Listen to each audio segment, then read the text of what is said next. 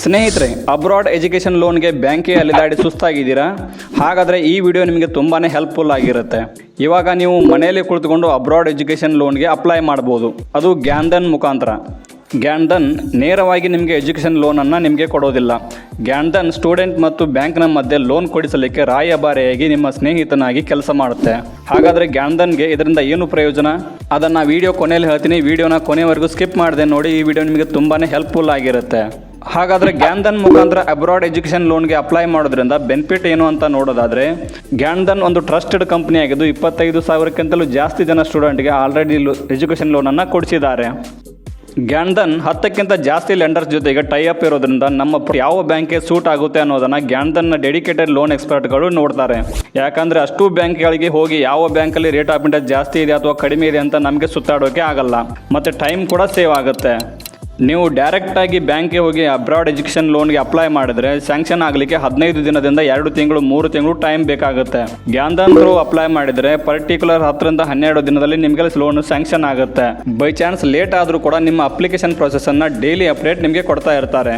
ನೀವು ಡೈರೆಕ್ಟಾಗಿ ಬ್ಯಾಂಕಲ್ಲಿ ಎಜುಕೇಷನ್ ಲೋನನ್ನು ಅಪ್ಲೈ ಮಾಡಲಿಕ್ಕೆ ಹೋದರೆ ಒಂದು ಚೆಕ್ ಲಿಸ್ಟನ್ನು ಕೊಡ್ತಾರೆ, ನಂತರ ಇನ್ನೊಂದು ಡಾಕ್ಯುಮೆಂಟ್ ಅಂತಾರೆ. ಬಟ್ ಗ್ಯಾನ್ಧನ್ಗೆ ಗೊತ್ತಿದೆ ಯಾವ ಲೆಂಡರ್ಗೆ ಯಾವ ಡಾಕ್ಯುಮೆಂಟ್ ಕೊಡಬೇಕು ಅಂತ. ಒಂದು ವೇಳೆ ಲೆಂಡರ್ಸ್ ಕೇಳಿದ ಡಾಕ್ಯುಮೆಂಟ್ ಇಲ್ಲ ಅಂತ ಅಂದರೂ ಕೂಡ ಅದರ ಬದಲಿಗೆ ಬೇರೆ ಯಾವ ಡಾಕ್ಯುಮೆಂಟನ್ನು ಕೊಡಬೇಕು ಅನ್ನೋದು ಗ್ಯಾನ್ಧನ್ಗೆ ಚೆನ್ನಾಗಿ ಗೊತ್ತಿದೆ. ಈ ಡಾಕ್ಯುಮೆಂಟ್ಗಳನ್ನು ಗ್ಯಾನ್ಧನ್ ವೆಬ್ಸೈಟ್ನಲ್ಲಿ ಅಪ್ಲೋಡ್ ಮಾಡ್ಬೋದು. ನೀವು ಬ್ಯಾಂಕ್ಗೆ ಹೋಗಿ ಸಬ್ಮಿಟ್ ಮಾಡೋ ಅವಶ್ಯಕತೆ ಇರೋದಿಲ್ಲ. ಮತ್ತು ನೀವೇನಾದರೂ ಮೇಜರ್ ಸಿಟಿಗಳಲ್ಲಿ ಇದ್ದರೆ, ಅಂದರೆ ಬೆಂಗಳೂರು, ಮುಂಬೈ, ದಿಲ್ಲಿ, ಪುಣೆ, ಹೈದರಾಬಾದ್, ಚೆನ್ನೈನಲ್ಲಿದ್ದರೆ, ಈ ಥರದ ಸಿಟಿಗಳಿದ್ದರೆ ಗ್ಯಾನ್ಧನ್ನ ರಿಲೇಷನ್ಶಿಪ್ ಮ್ಯಾನೇಜರ್ಗಳು ನಿಮ್ಮ ಮನೆಗೆ ನೇರವಾಗಿ ಬಂದು ಡಾಕ್ಯುಮೆಂಟನ್ನು ಕಲೆಕ್ಟ್ ಮಾಡ್ತಾರೆ. ಅದು ಕೂಡ ಫ್ರೀ ಆಫ್ ಕಾಸ್ಟ್ ಇರುತ್ತೆ. ನೀವು ಯಾವುದೇ ದುಡ್ಡನ್ನು ಅವರಿಗೆ ಕೊಡೋ ಅವಶ್ಯಕತೆ ಇರೋದಿಲ್ಲ. ಅವರು ಅದನ್ನು ನಿಮ್ಮ ಪರವಾಗಿ ಬ್ರಾಂಚ್ಗೆ ಸಬ್ಮಿಟ್ ಮಾಡ್ತಾರೆ. ಸೊ ನೀವು ನಿಮ್ಮ ಕೆಲಸಕ್ಕಾಗಲಿ ಅಥವಾ ಕಾಲೇಜ್ಗಾಗಲಿ ರಜೆ ಹಾಕೋತಕ್ಕಂಥ ಅವಶ್ಯಕತೆ ಇರೋದಿಲ್ಲ. ನಿಮ್ಮ ಡಾಕ್ಯುಮೆಂಟ್ಸ್ಗಳು ಯಾವುದೋ ಕಾರಣದಿಂದ ಒಂದು ಬ್ರಾಂಚ್ನಲ್ಲಿ ಸ್ಟಾಪ್ ಆಗಿಬಿಡುತ್ತೆ. ಅಂತಹ ಎಜುಕೇಷನ್ ಲೋನ್ ಫೈಲ್ಗಳನ್ನು ಮೂವ್ ಮಾಡಿಸಲಿಕ್ಕೆ ಅಂತಾನೆ ಗ್ಯಾನ್ಧನ್ ಪ್ರೊಫೆಷನಲ್ ಟೀಮ್ ಕೂಡ ಇದೆ. ಅವರು ಲೆಂಡರ್ಸ್ ಪಾರ್ಟ್ನರ್ ಆಗಿರೋದ್ರಿಂದ ಸೀನಿಯರ್ ಆಫೀಸರ್ ಜೊತೆ ಮಾತಾಡಿ ನಿಮ್ಮ ಫೈಲನ್ನು ಮೂವ್ ಮಾಡ್ತಾರೆ. ಆದಷ್ಟು ಬೇಗ ಸ್ಯಾಂಕ್ಷನ್ ಮಾಡಿಸುವಲ್ಲಿ ಹೆಲ್ಪ್ ಮಾಡ್ತಾರೆ. ಸೊ ತುಂಬ ಜನರ ಮೈಂಡಲ್ಲಿ ಒಂದು ಕ್ವಶನ್ ಬರುತ್ತೆ, ಇವರ ಮಾತನ್ನು ಬ್ಯಾಂಕ್ ಅವರು ಯಾಕೆ ಕೇಳ್ತಾರೆ ಅಂತ. ಇದು ಒಂದು ಸ್ಟೂಡೆಂಟ್ಸ್ನ ಕಥೆ ಅಲ್ಲ. ಗ್ಯಾನ್ಧನ್ ಅವರು ವರ್ಷಕ್ಕೆ ಸಾವಿರಾರು ಕೋಟಿ ರೂಪಾಯಿ ಬಿಸ್ನೆಸ್ಸನ್ನು ಅವರು ಬ್ಯಾಂಕಿಗೆ ಕೊಡ್ತಾರೆ ಅಂದರೆ ಅವರು ಅವರ ಫೈಲನ್ನು ಮೂವ್ ಮಾಡಲೇಬೇಕಾಗುತ್ತೆ ಅಥವಾ ಅವ್ರ ಮಾತನ್ನು ಕೇಳಲೇಬೇಕಾಗುತ್ತೆ.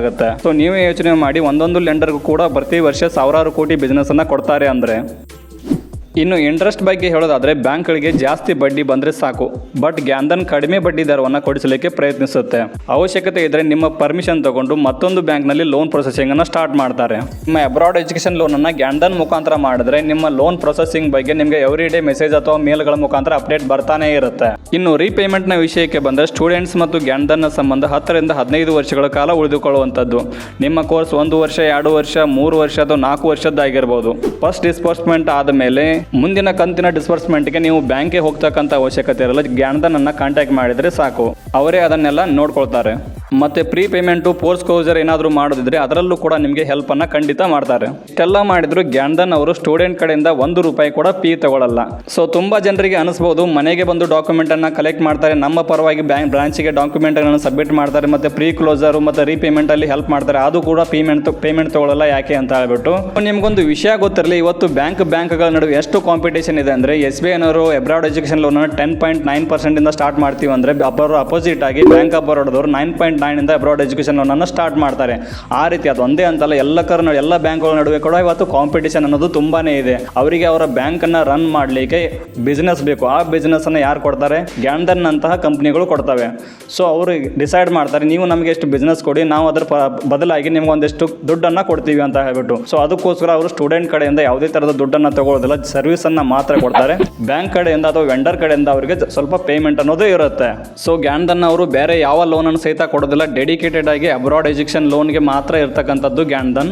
ಆಲ್ರೆಡಿ 25,000ಕ್ಕಿಂತ ಜಾಸ್ತಿ ಸ್ಟೂಡೆಂಟ್ಗೆ ಅಬ್ರಾಡ್ ಎಜುಕೇಷನ್ ಲೋನ್ ಕೊಡಿಸುವಲ್ಲಿ ಹೆಲ್ಪ್ ಮಾಡಿದ್ದಾರೆ. ಸೊ ಅಬ್ರಾಡ್ ಎಜುಕೇಷನ್ ಲೋನನ್ನು ಕೊಡಿಸಲಿಕ್ಕೆ ಗ್ಯಾನ್ಧನ್ ಒಂದು ಡೆಡಿಕೇಟೆಡ್ ಟೀಮನ್ನು ಹೊಂದಿದೆ. ಸೊ ನೀವೇನಾದರೂ ಗ್ಯಾನ್ಧನ್ ಮುಖಾಂತರ ಅಬ್ರಾಡ್ ಎಜುಕೇಷನ್ ಲೋನ್ಗೆ ಅಪ್ಲೈ ಮಾಡಬೇಕು ಅಂತ ಇದ್ದರೆ ಕೆಳಗಡೆ ಡಿಸ್ಕ್ರಿಪ್ಷನ್ ಬಾಕ್ಸಲ್ಲಿ ಒಂದು ಲಿಂಕ್ ಇದೆ. ಆ ಲಿಂಕ್ ಮೇಲೆ ಕ್ಲಿಕ್ ಮಾಡಿಕೊಂಡು ನಿಮಗೆ ಬೇಸಿಕ್ಸ್ ಡೀಟೇಲ್ಸನ್ನು ಫಿಲ್ಅಪ್ ಮಾಡಿ. ಅವರೊಂದಷ್ಟು 3-4 ಕ್ವಶನ್ಗಳನ್ನು ಕೇಳ್ತಾರೆ, ಅದಕ್ಕೂ ಕೂಡ ಆನ್ಸರ್ ಮಾಡಿ ಸಬ್ಮಿಟ್ ಅಂತ ಕ್ಲಿಕ್ ಕೊಡಿ. ಅದಾದಮೇಲೆ ಗ್ಯಾನ್ಧನ್ ಅವರೇ ನಿಮ್ಮನ್ನು ಕಾಂಟ್ಯಾಕ್ಟ್ ಮಾಡ್ತಾರೆ. ರೇಟ್ ಆಫ್ ಇಂಟ್ರೆಸ್ಟ್ ಆಗಿರ್ಬೋದು, EMI, everything you can ask them. ಅದಲ್ಲದೆ ನಿಮಗೆ ಅವರು ಸ್ಕಾಲರ್ಶಿಪ್ಪನ್ನು ಕೊಡಿಸಲಿಕ್ಕೆ ಸಹಿತ ಸಹಾಯವನ್ನು ಮಾಡ್ತಾರೆ. ನಿಮ್ಮ ಫ್ರೆಂಡ್ಸು ಅಥವಾ ರಿಲೇಟಿವ್ಸು ಯಾರಾದರೂ ಅಬ್ರಾಡ್ ಎಜುಕೇಷನ್ ಲೋನ್ಗೆ ಟ್ರೈ ಮಾಡ್ತಾ ಇದ್ದರೆ ಈ ವಿಡಿಯೋನ ಅವರಿಗೆ ಶೇರ್ ಮಾಡಿ, ಅವರಿಗೆ ತುಂಬಾ ಹೆಲ್ಪ್ಫುಲ್ ಆಗಿರುತ್ತೆ.